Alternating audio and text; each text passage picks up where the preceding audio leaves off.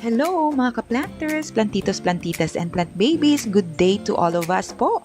Samahan niyo po ako sa videong ito. Magriripat po tayo ng mga tanim na nabili natin sa Eden, Kabantian, at FB Online po. And if you are new in my channel, please don't forget to subscribe po and hit the notification bell po para ma-notify kayo sa mga bagong videos natin. Samahan niyo po ako and we will learn together.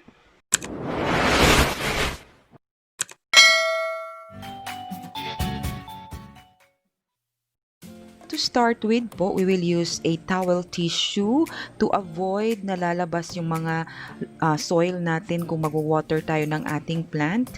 And right now, I am using loam soil po na organic. Maganda po siya na klase na soil.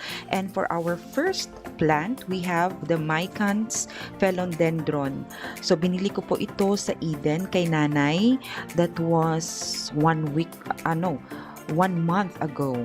So, nabili ko po siya, may mga 8 leaves lang po ata siya. But right now, tingnan nyo po, ang taas na po niya. Nilagay ko lang po siya sa gilid ng aming bahay. So, yan na po, mataas na po siya. I need to repot na po talaga itong Micans natin kasi konti lang po yung soil niya sa kanyang napaglagyan na cellophane po. Ayan po, as I check the soil, maganda po yung condition ng soil niya. Wala pong mga insects, wala po kung ano-ano, hindi po dry, maganda po siya. So that's why pinatong ko na lang po siya and dinagdagan ko na lang po siya ng soil sa itaas at okay na po yan siya. Ayan po, kinukuha ko po yung vines niya kasi nakaikot na siya, nakapulupot na siya. So dapat iporma po natin na maayos. And as you can see, tapos na po tayo, na-secure ko na po sa baba, na-secure ko na po sa gitna, sa taas, dalawa po. And then, makikita po ninyo yung dulo ay may mga tumutubo pa pong bagong leaves. It's up to you. Kung ako po, in my case, puputulin ko po siya para ma-propagate or ibabalik ko po siya pababa para mas maganda po yung ating Micans. Second plant po ay ang Ficus baby rubber plant. May nagsabi din po na Peperomia jade daw po ito pero hindi ko po alam. Comment down below na lang po if ano po yung tamang pangalan. So as you can see, nag-gloves po talaga ako kasi ang story or background ng plant na ito, nakuha ko to sa Eden kasama yung Micans ko kay nanay. May nakita po kasi ako maliliit na hindi ko po alam, uod or what. So nag-gloves po ako kasi medyo natakot ako. So dandahan ko lang po talagang hinukay yung plant para makuha ko po yung hindi ko po masira yung roots. As you can see, dandahan at tinitignan ko po yung soil na may insect po. And then, nag-prepare po ako ng water na may sabon para ibuhos ko po dyan sa lupa na yan at itapon ko po sa labas ng bahay para mamatay po yung insekto na nasa lupa na yan. So, hinugasan ko po yan ng mabuti ng clean water at ayan na po, nakuha ko na po and hopefully po, update ko po kayo kung sana po hopefully na mabuhay po siya.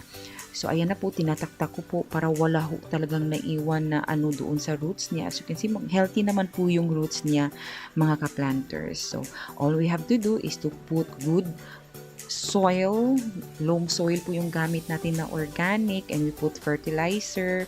Dinagdagan ko po siya ng lupa at naporma ko po siya na maayos ang ating second plant na Ficus baby rubber plant po daw. Maganda po to siya, makintab, very sinawon siya na plant and very healthy kay very green po siya. Dinagdagan ko na lang po ng lupa sa taas para maging healthy po siya. And then, nilinisan ko na po para to make sure na magiging maayos at mabuhay po siya.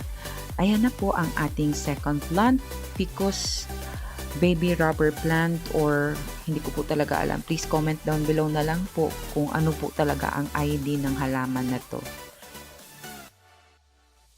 And the third plant po is yung TiPlant man ata ito, mga kaplanters. Dalawa po yung binili ko. This is 50 pesos. Doon pa rin po sa Eden. Hindi na kay nanay pero doon sa kasama niya sa Eden po. 50 pesos. So, ang soil condition po ng third plant natin is maganda na po. Kaya, dinagdagan ko na lang po siya ng lupa. Nilagay ko na po siya sa pot. And then, dinagdagan ko ng lupa. Yun lang po ang ginawa ko sa dalawang plant na ito. Maganda po siya na plant, para siyang baby na tea plant na color purple, may green and purple. So, hindi pa ho siya ganyan kataasan yung pagkuha ko 1 month ago.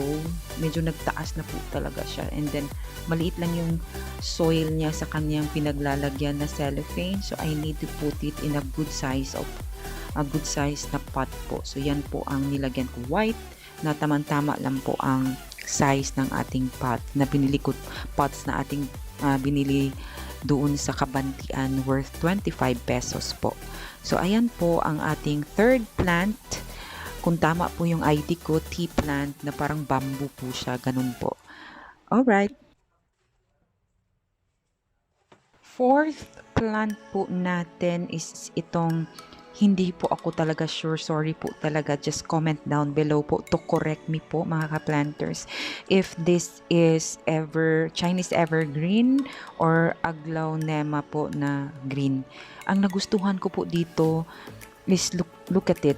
Para siyang doble cara na caladium.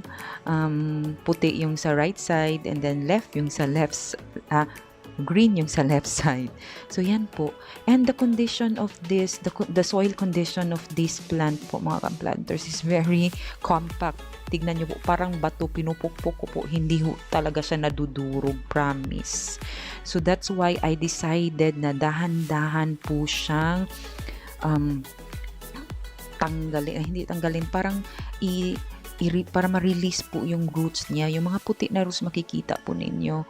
So, very hard and very difficult po siya na i-loosen up yung soil kasi it's really compact and matigas na po siya talaga mga ka-planter. So, what I did, dahan-dahan lang po, gumamit po ako ng gunting, dahan-dahan na hindi matusok at madurog yung roots natin kasi ang roots nito is a little soft and watery siya na roots. So, after doing that, nilagay ko na po siya sa pot. Tapos, nilagyan ko po siya ng lupa and that's it po. Our fourth plant po ay this Alocasia. It's kind of cute, kaya ko po kinuha siya. But I don't know the correct ID of this. But what I am sure that this is Alocasia. Please correct me po kung mali pong pinagsasabi ko.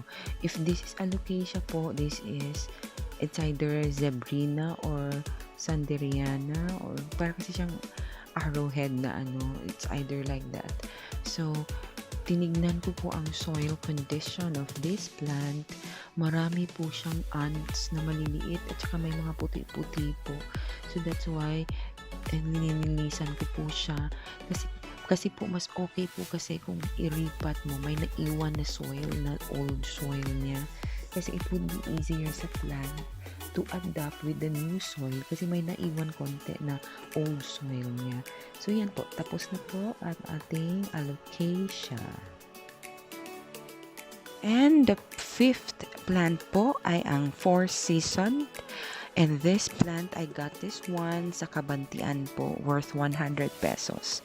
The condition of the soil of this plant is very good po, very moist, malinis. So that's why I decided to put all of it po sa pot natin.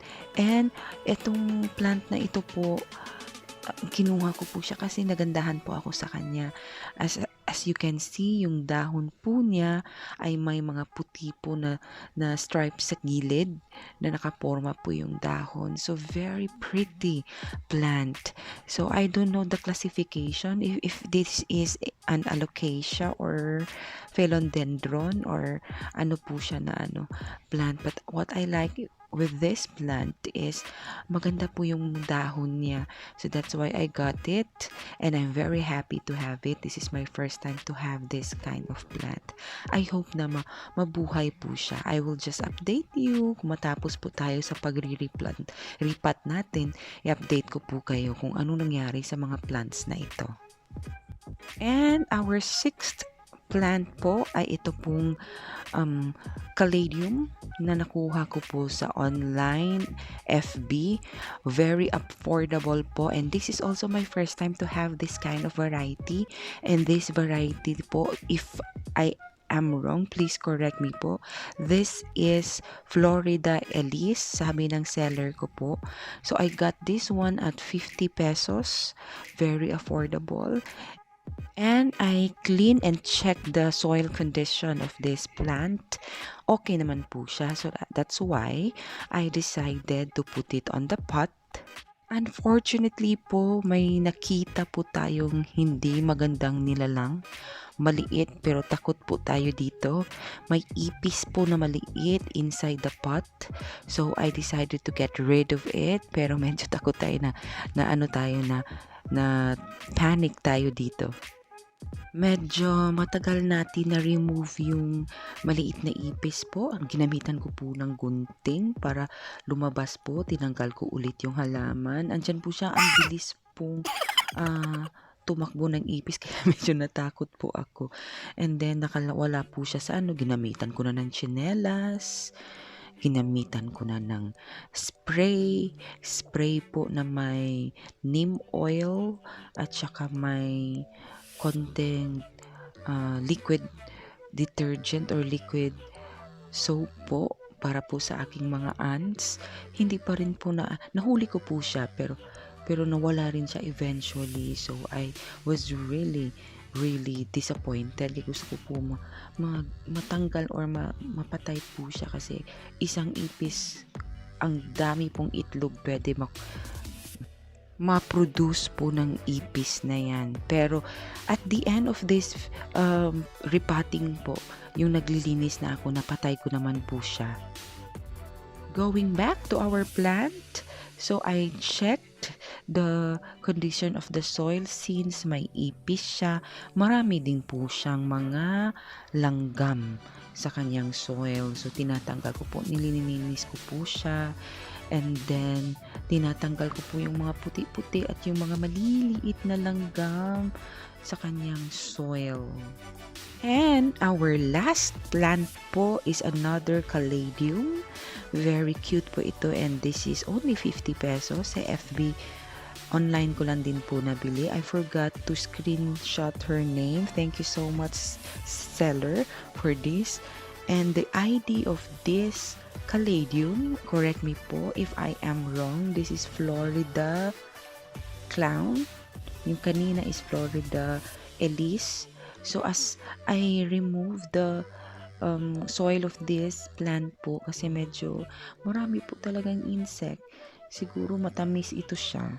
So may po siya, tingnan niyo po, may hindi lang po roots, kasali po yung pwede mo ma-propagate yung parang buto niya. So I did not remove it po muna kasi maliit pa siya.